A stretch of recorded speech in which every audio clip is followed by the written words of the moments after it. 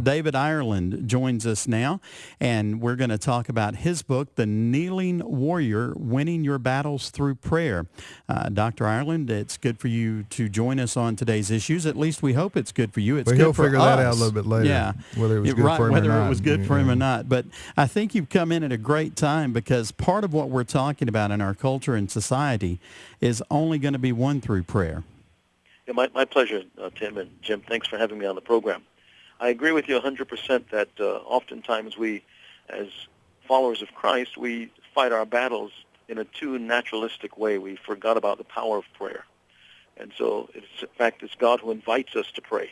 He welcomes prayers. He encourages prayers, and because he's a prayer-answering God, he says, come to me and seek me with all your heart, and I'll be found of you. So it's an invitation into his arena so he can win the battles for us.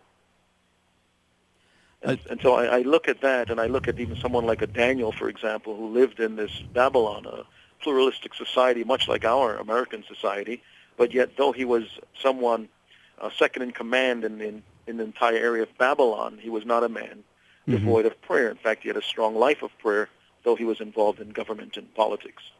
Talking to Dr. David Ireland, who's written a book about prayer, Winning Your Battles Through Prayer is the subtitle. It's The Kneeling Warrior is the title of it. The Kneeling Warrior.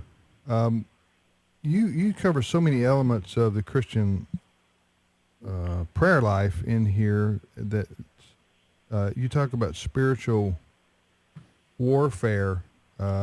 Is that daily? Absolutely. We live in a constant battle. The battle, that's why Paul tells us put on the full armor of God so that you can take your stand against the devil's schemes. We sometimes have this incorrect perspective of what spiritual warfare looks like. We think it's like the cartoons with the devil with a long cloak and a tail and a pitchfork in his hand. But that's not spiritual warfare. Spiritual warfare is worldviews that collide, that are steeped in this theological viewpoint that is so antithetical to the Bible and to God's plans. That's an aspect of spiritual warfare, and our children are battling it every day when they go to school, as well as their parents. Every time we go to work or we're just living about in our community, we find ourselves battling it. How do we how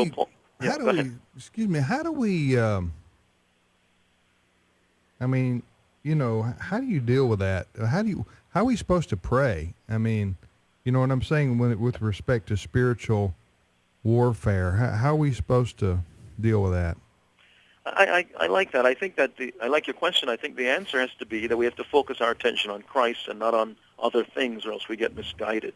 And so one way we pray is that the Lord laid it out. He said, hallowed be your name. And so we come before God and we ask God the Lord's Prayer, for example, let your will be done on earth as it is in heaven. Not necessarily using just that language. What I'm saying is that, God, you have a will. I want to be so consumed with the priority of your will that when I live my life missionally, focused on your agenda. And so that's how I always instruct people to pray. Pray for God's agenda to take place in your life, that your life is lived missionally and not in a scattered way without purpose. But warfare, to me, seems to say, I'm thinking about a battle. Right. I'm thinking about I shoot, you shoot, I shoot, you shoot, or God shoots, the devil shoots, or whatever you have. That's what warfare is to me. You're right. You're right. In fact, C.S. Lewis says there's no neutral ground in the universe. God has a territory, and the enemy is vying for whatever belongs to God. And so you're absolutely correct. And so warfare includes, like what Paul told Timothy, guard what has been entrusted to your care.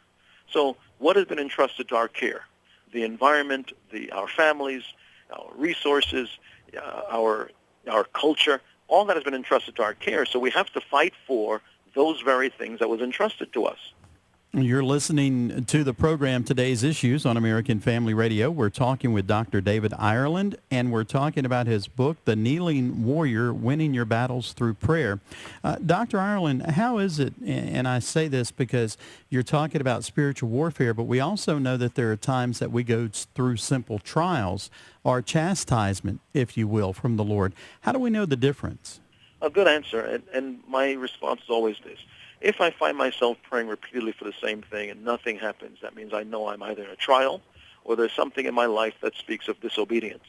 And so there are lots of times people have become frustrated in praying because they've prayed for things that God has not answered, or God's answer was no. It may have been a silent no, but oftentimes the answers are not received by God because we're violating the very laws of prayer. And one of the laws is what you're pointing out is our behavior.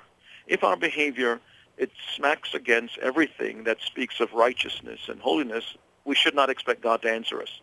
And that's what Paul, or rather Peter, had instructed his group when he wrote his first letter in chapter 3. He says, husbands, dwell with your wives in an understanding way, giving honor to them as a more delicate vessel, that your prayers may not be hindered.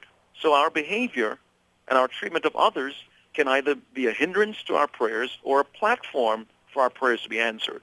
And so we play a role in God's ability to answer our prayers. We're talking to Dr. David Ireland. I see here you are diversity consultant to the National Basketball Association? Yes, I've done some consulting work with the NBA, with new players coming in the league.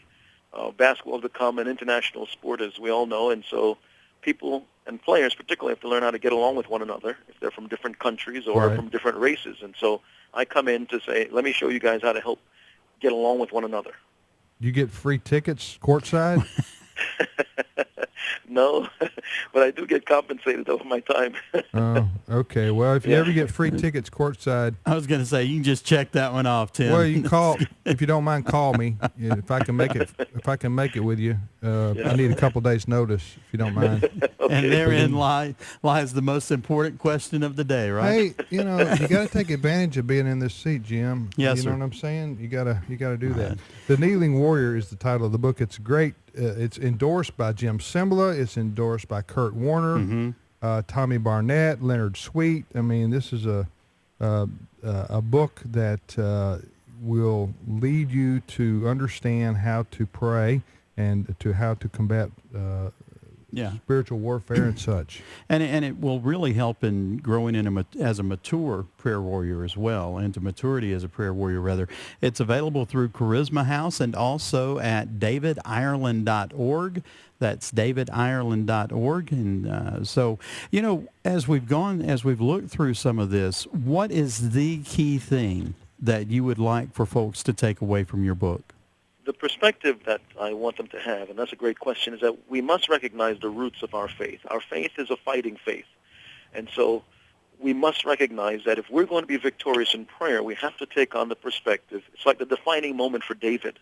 When his family, his wives were kidnapped by the Amalekites, the wives and children of his 600 men were kidnapped in 1 Samuel 30, David prayed this defining moment, a defining prayer, which became a defining moment in his life. He said to God, God, shall I pursue this raiding party? Will I overtake them? And the surprising answer, Tim and Jim, is that God said, go after them. You'll certainly overtake them. And I always encourage the reader of this book, if you don't want to win in the battles of life, don't read it. If you don't want to turn the fire up in your prayer life so you can be able to have this kind of fighting perspective towards God's plans for you, don't read this book. But if you want to overcome the issues in terms of the obstacles and hindrances to our effectiveness in prayer and spiritual development, then this book is perfect for you. Because I teach the reader how to fight spiritually, how to win battles on their knees. Because that's where that first must be won. As we're talking with Dr. David Ireland about his book, The Kneeling Warrior, Winning Your Battles Through Prayer, Dr. Ireland, as you talk about engaging in spiritual warfare, what about as the novice? There is a cost to pay for this, isn't there? Absolutely. Everything there's a cost. I think that, but we learn prayer by praying, just like we learn how to swim by swimming. Mm-hmm. It may sound a little bit odd, but you're not going to learn swimming by just reading books. You have to jump in the water at some point, and you're not going to learn about prayer unless you start praying. And that's why this disciple, when he saw Jesus praying in a certain place, he said to him, Lord, teach us to pray. And so you can learn how to pray. Prayer can be taught. And so you learn it by reading and by doing, but primarily from doing. And as you're doing, you're experiencing adjustments, and the Holy Spirit's real. So he begins to adjust how you pray so you can be more effective in prayer. Because remember now, God's the one who invites prayer. So if he invites prayer, he then helps us to grow in prayer. We've been talking with Dr. David Ireland about his book, The Kneeling Warrior. It's available at davidireland.org, davidireland.org. Dr. Ireland, thank you for taking time to be with us today.